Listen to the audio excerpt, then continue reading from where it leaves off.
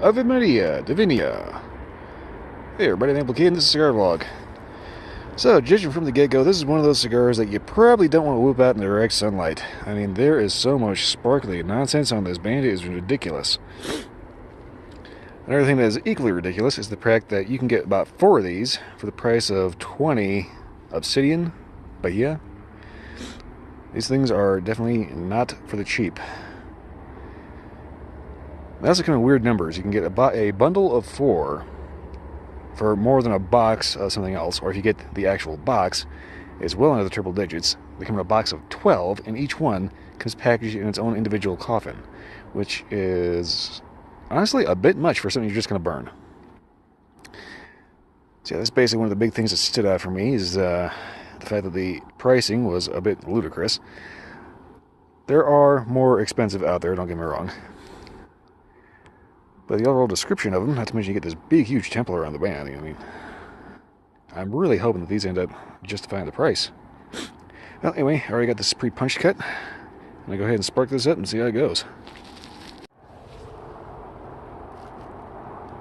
Alright. So far, interesting. Nice and smooth, a little bit of pepper.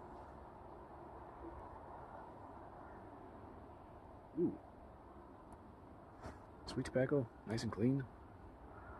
Let's see. I want to almost say something kind of cocoa-y about there. That's interesting. Alright, well, decent start. I'm not really getting a whole lot of crazy flavor off of the just the initial foot, but what I'm getting is interesting. It'll be definitely trick to see how much this actually wakes up.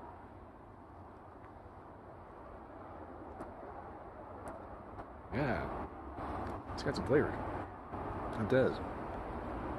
It's kind of hard to put my finger on exactly what I'm tasting out of it, though. I get clean tobacco. I want to say slight coffee, slight cocoa, kind of mocha-ish, kind of well, maybe. I don't know if I'm tasting coffee or cocoa or not. It's very interesting. I'm not entirely sure what I'm getting out of it. It kind of tells me there's probably a lot going on here that I need to pay attention to. Overall, though, I do get a nice vibe of clean, smooth tobacco with a slight sweetness and a little bit of pepper. That is interesting how that's kind of confusing me a little bit. Alright, I'm going to go ahead and smoke this down to the first inch and see if I can actually determine exactly what I'm getting out of it. Alright, there, I can actually get my quality up so I can actually start the film. And yes, it is another bright sunny day that is bone-chilling cold. Not as bad as it has been, but it's still pretty cold. Alright, got to get an inch.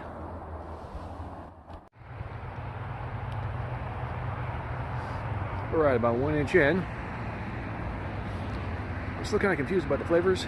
I'm still getting nice clean tobacco. I'm also noticing cocoa and nuts. When I say cocoa, I mean kind of like almost like a milk chocolate. So it's sweet. Pepper's kind of dying off a little bit. It's kind of a lot of motorcycle. Anyway. Overall, though,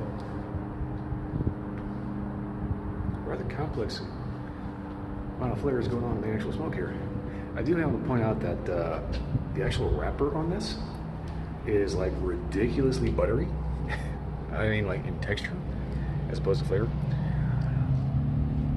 I'm kind of being a little gentle smoking this because I think my lips are actually rougher than this actual tobacco, which is kind of nuts.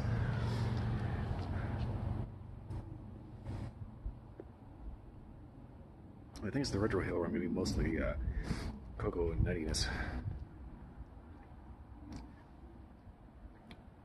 Definitely proving to be rather interesting. Next update, though, I'm probably going to end up taking the band up because there's just enough kind of sharp, pokey little nublets on here that's kind of trying to shred my gloves. So I'm just going to go ahead and yank that a little early. Otherwise, though.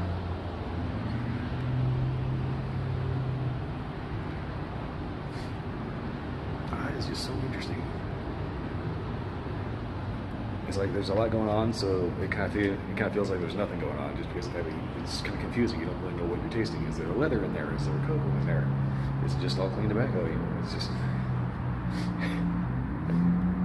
definitely something you need to pay attention to. All right. ahead and yank the band and get back to you at the halfway point. I will say this though, given how smooth this wrapper is, what you actually get with these, definitely be somewhat gentle with these, because it's real easy to mess up buttery wrappers like that. Alright, back to you at the halfway point.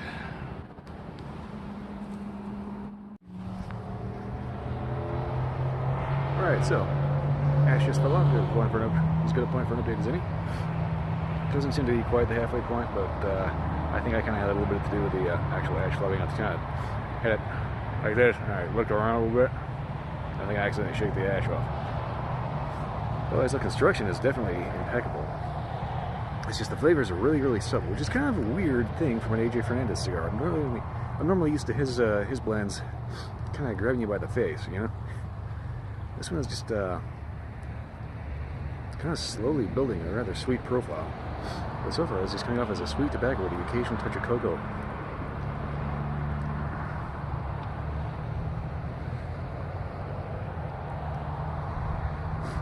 Retrohale's got kind of an earthy, cedary note to it. Definitely not a bad cigar by any stretch. Not too sure they're entirely worth triple digits for 12, but you know, you can kind of justify that by just how smooth that wrapper is. They definitely put a lot of care into that. Like I said, I'm just flabbergasted at how buttery this wrapper is.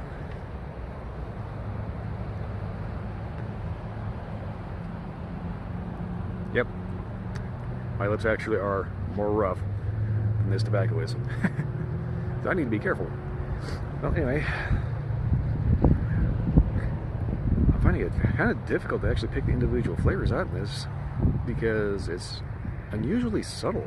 I'm gonna keep smoking this down, and hopefully I'll be able to actually pinpoint exactly what's going on with this, because it's just kind of confusing me at this point. I mean, it's an expensive cigar, but for some reason I'm just not getting a whole lot from it. I don't know if I'm just smoking it wrong, or if it's just a little too subtle for me. Well, anyway, I'll go ahead and update you about where the band would be. I can't think of anything to drink with it other than whatever you like. Let me try that again. I can't think of anything to drink with it other than whatever you like, because, like I said, it's just kind of subtle. I'll get back to the band.